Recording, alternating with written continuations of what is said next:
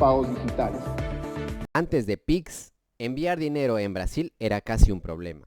Imagina que para transferir $20 a un amigo tenías que esperar hasta 2 días hábiles, pagar una comisión de $3 y además solo podías hacerlo entre 9 de la mañana y 5 de la tarde. Así funcionaba Brasil en el 2019. En ese entonces, las transferencias entre bancos diferentes costaban entre 1 y $3 por cada operación, obviamente, y podían demorar hasta 48 horas. Las tarjetas de crédito y de débito cobraban más de 2% de comisión a los comercios y esto también le sumamos de que 45 millones de brasileños no contaban con tarjetas de crédito y o débito, es decir, estaban completamente excluidos del sistema financiero. La cuestión ya no era de que si Brasil necesitaba una transformación, sino quién la iba a impulsar. Y la respuesta a esto llegó de parte de que tal vez nadie lo esperaba, llegó desde el Estado a través del Banco Central. En 2019, en febrero, el Banco Central de Brasil anunció un proyecto que parecía imposible.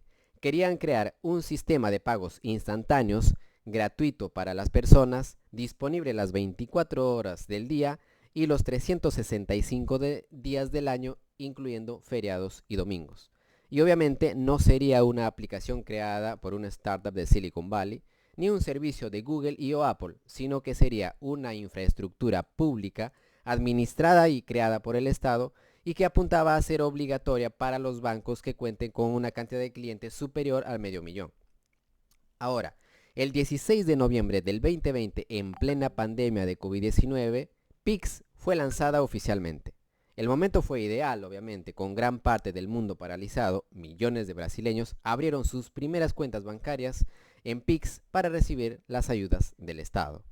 En este caso, justamente esos nuevos usuarios le dieron un gran repunte e ingresaron al sistema financiero utilizando Pix. La expansión fue enorme.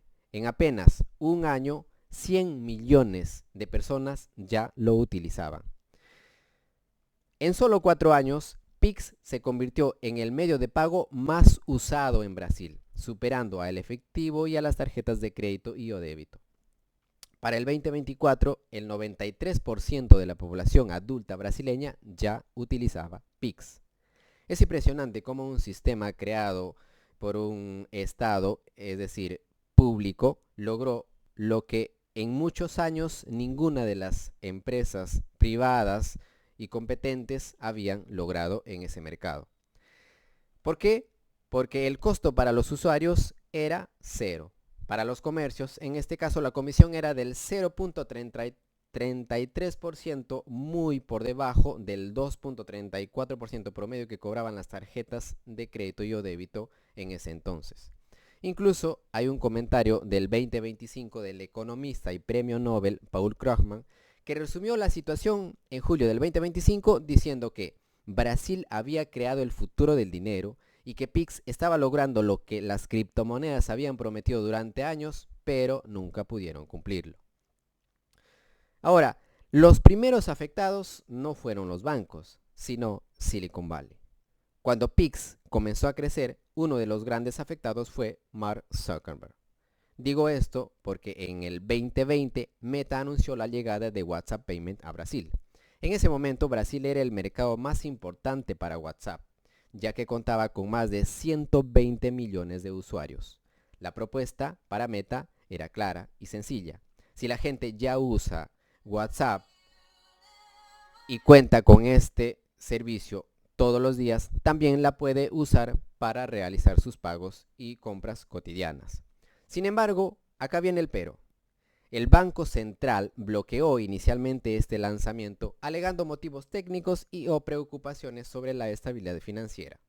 Muchas personas dentro de la industria sospecharon que la verdadera razón era proteger a Pix, que todavía en ese entonces no había sido lanzada oficialmente, y ellos sabían si dejaban que se lance WhatsApp Payment, el mismo estado se iba a enfrentar a ellos, sabiendo que era un monstruo gigante a partir desde el primer día con millones de usuarios.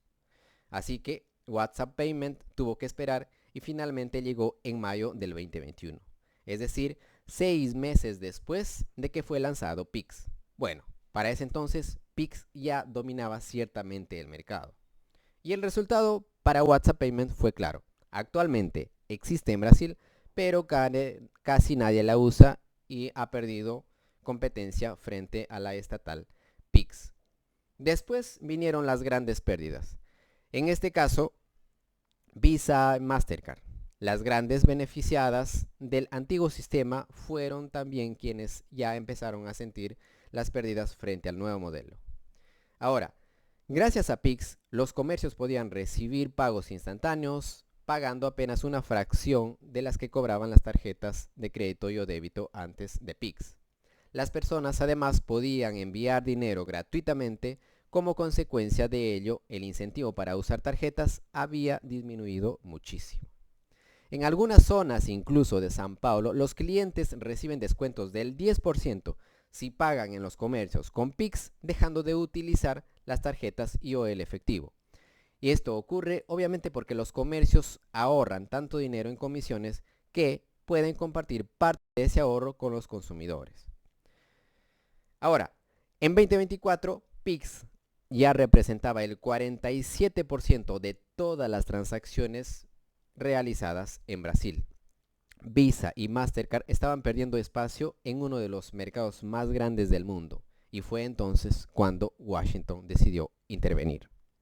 En julio del 2025, la oficina del representante comercial de Estados Unidos, conocida como USTR, abrió una investigación formal contra Brasil, bajo la sección 301 de la ley 1974, la misma legislación que Estados Unidos utiliza históricamente contra China. La acusación era la siguiente. Decían que Brasil estaba favoreciendo a Pix por encima de las empresas estadounidenses, generando una competencia desleal e injusta para ellos.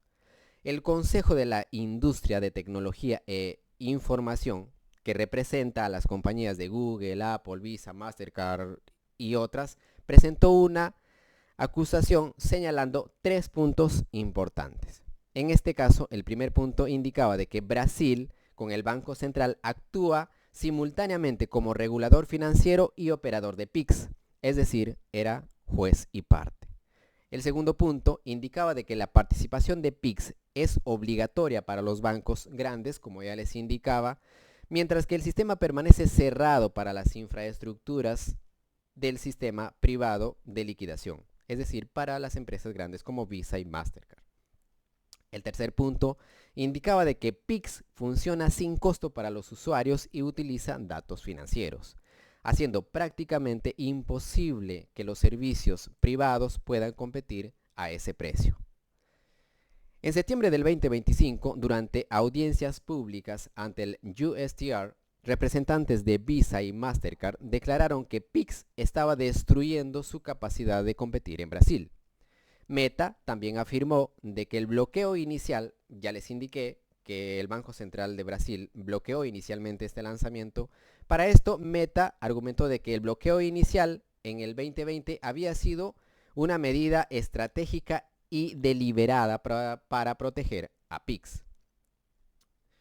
Ahora, esta investigación coincidió además con una fuerte escala comercial en julio del 2025. Donald Trump anunció aranceles del 50% sobre las exportaciones brasileñas hacia Estados Unidos.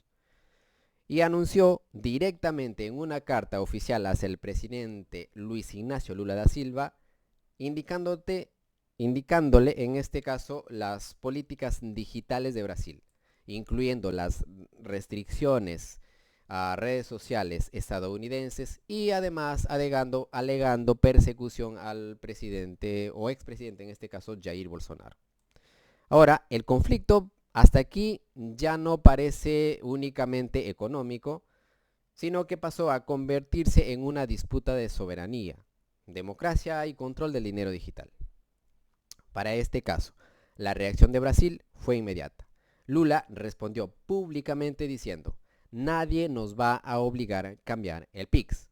Es más, el gobierno impulsó una campaña en redes sociales con el lema "O Pix EU do Brasil". La frase rápidamente se hizo viral. Miembros del Congreso publicaron videos utilizando Pix en mercados comerciales y locales. E incluso sectores de oposición salieron en defensa del sistema, porque Políticamente, PIX terminó convirtiéndose en un símbolo de soberanía nacional. La estrategia para este caso funcionó. Y digo funcionó porque las encuestas mostraron que la aprobación de Lula aumentó en 3 puntos porcentuales en pocas semanas, especialmente entre los sectores de clase media y personas con mayor nivel educativo que sentían que Brasil estaba siendo atacado por las medidas de Trump. Paradójicamente, el sistema de Trump, o en este caso, el presidente Trump, que decía defender al trabajador común, estaba enfrentándose para que Visa y Mastercard recuperaran sus beneficios, en este caso comisiones superiores al 2% en el mercado brasilero. También respondió, en este caso, Brasil desde el plano jurídico. Presentó una denuncia ante la Organización Mundial de Comercio argumentando de que la investigación de USTR carecía de fundamentos legales y sólidos.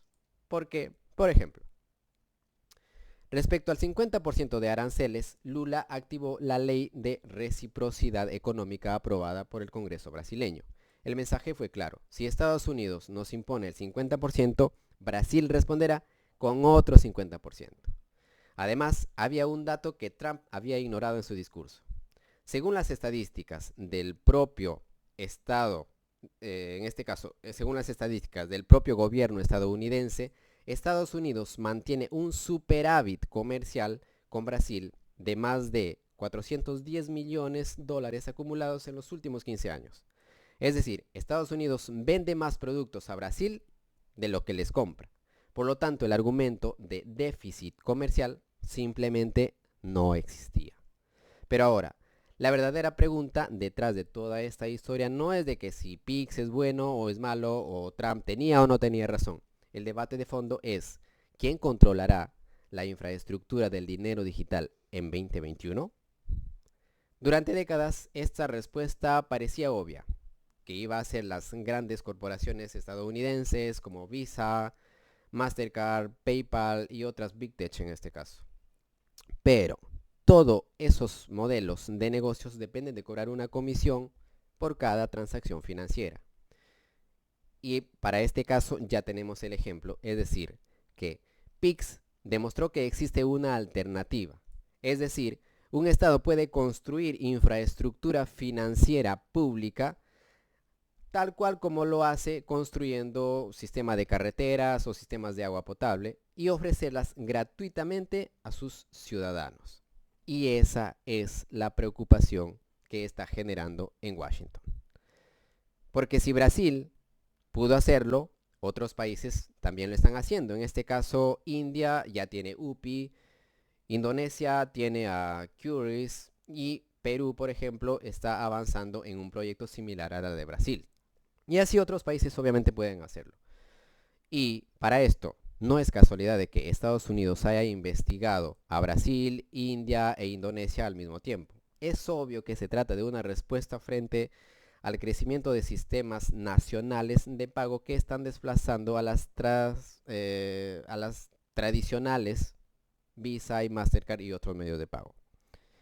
Al final, PIX es mucho más que una aplicación para enviar dinero. En nuestro caso, como países vecinos, es una demostración de que la tecnología financiera no necesariamente tiene que basarse en cobrar comisiones, sino que también puede funcionar como un servicio público.